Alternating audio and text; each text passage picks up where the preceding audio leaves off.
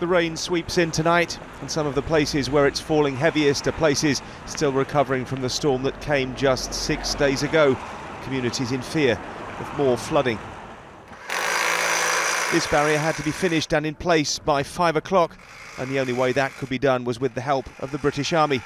Here in Mythenroyd, the permanent flood defences aren't due to be completed until this summer, but the Royal Regiment of Scotland was having to get it done by tonight. They've just put their backs behind it, so I've got a group of guys down there filling sandbags and making flood defences. These guys you can see behind me building some scaffolding that then they put a waterproof cover over to make another flood defence for the river behind me. Elsewhere, with Storm Dennis on the horizon, people were having to take matters into their own hands.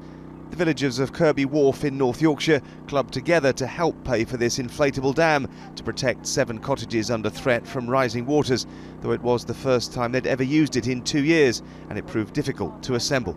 Well, we're doing our best. What we're trying to do is keep the Kirby Ings reservoir from entering the properties over here. The debris from Storm Ciara is still piled up on the streets in parts of the Calder Valley. 6 days on, and they're preparing for another battering. Volunteers like Matthew trying to make shops and homes watertight. Absolutely terrified, but we've got to take precautions. You're trying to stack the odds in your favour by making sure that whatever you can do, you've done? Yes. Yeah, quite literally. Everything. You just look at anywhere where the potential of water getting in and seal it as much as you can. How confident are you that you're going to be all right this time? What are you feeling? Not. Well, it depends. I mean, I think if it's as high as it was last weekend, and if it was as high as it was in 2015, because it was above, it had reached the top of the windows, there's no preparation's going to help that. So.